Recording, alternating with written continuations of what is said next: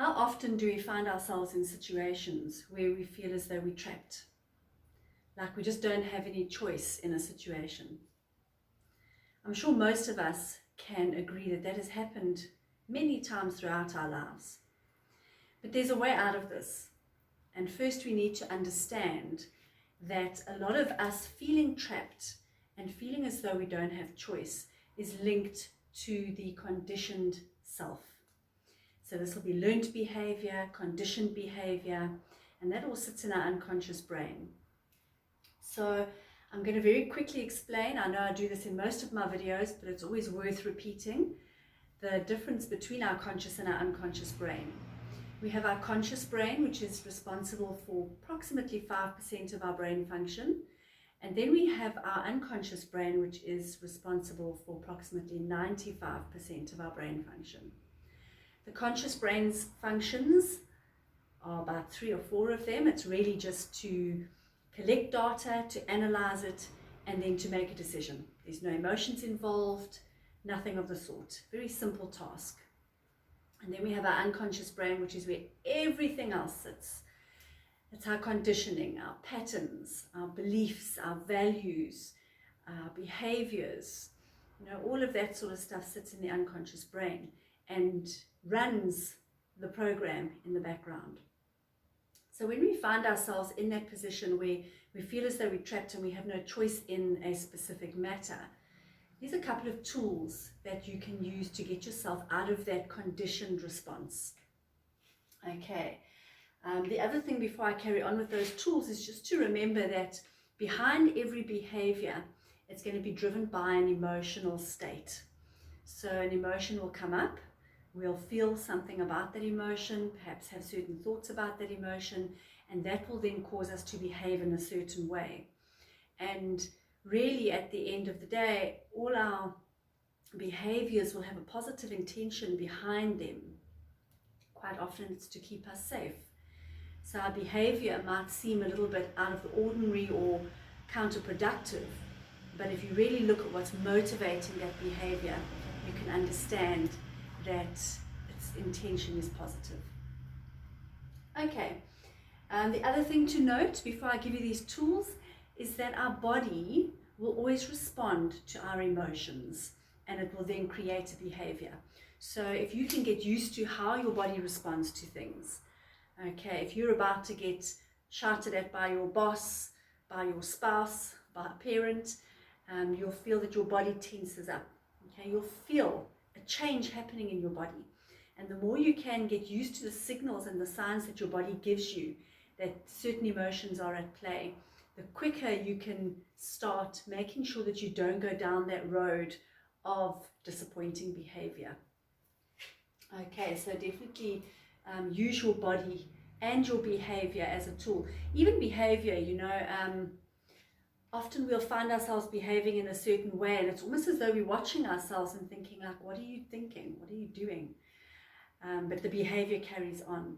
And if you know that a certain type of behavior means that you may be feeling threatened, that you may be feeling uncomfortable, unsafe, then as soon as your body gives you those signals, you can stop what you're doing and you can assess the situation and make appropriate decisions from there. So just a couple of questions you can ask yourself when you find yourself in that loop. Number one would be, why am I doing this? Okay, why am I doing this? Okay, whatever that behavior is. So if you are someone that, let's just say that you're someone that can bend the truth quite a bit, or even a little bit, you might find yourself telling a white lie or bending the truth a bit, and you catch yourself, and the question to ask is, why am I doing this? Why is it necessary for me to bend the truth here? What am I not feeling safe with? So why am I doing this? If you can start asking these questions, you can start to unpick the old behavioral patterns that you find yourself such a slave to. Another good question is, what am I scared of?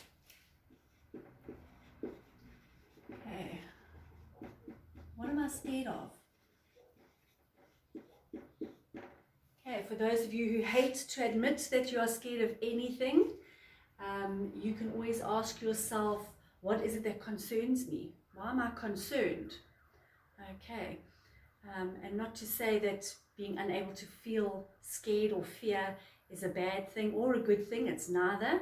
It's just your own response to things and what you believe about them. Okay. The next question you can ask is this my responsibility?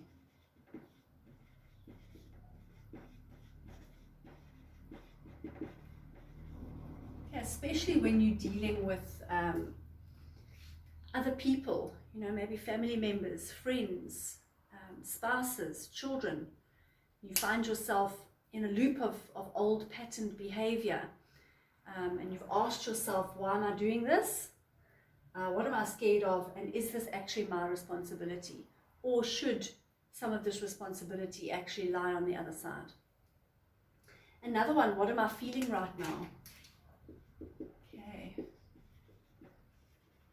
What am I feeling right now? Okay. And really try and become familiar with all the different rainbow of feelings that are out there. A lot of us tend to stick to the major emotions, anger, sadness, fear, those sort of ones, but they're actually an umbrella that cover a whole host of emotions underneath. And if you can start to learn the language of emotions so that you can really pinpoint the exact feeling that you're feeling, already you'll feel your stress levels come down just by being able to acknowledge what it is you're really feeling.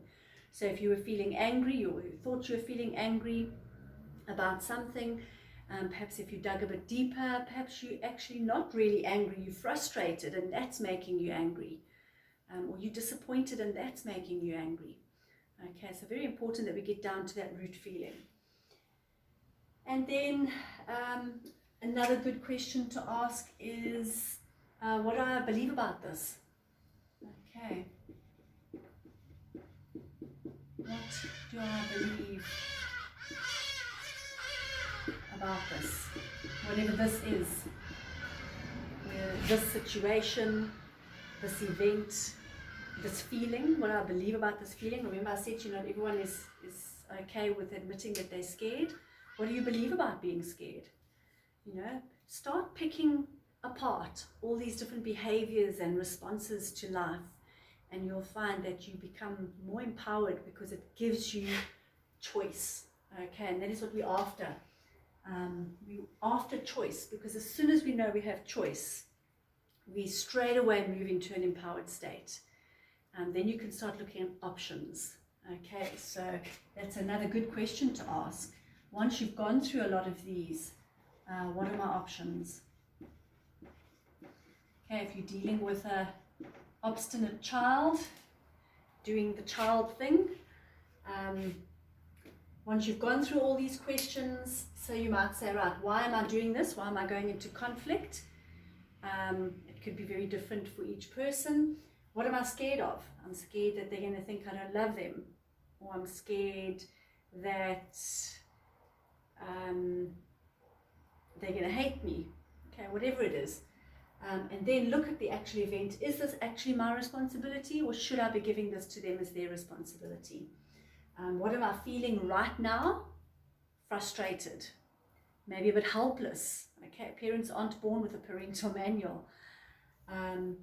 What do I believe about this? I believe it's not healthy to have these arguments. Is that true? Okay, arguments are healthy. Opens dialogue. Obviously you don't want aggressive, unhelpful behavior in an argument. And then, what are my options? Send them to their space and I take my space, and we calm down and reassess what's going on. Get them to perform the tasks that are reasonable for their age.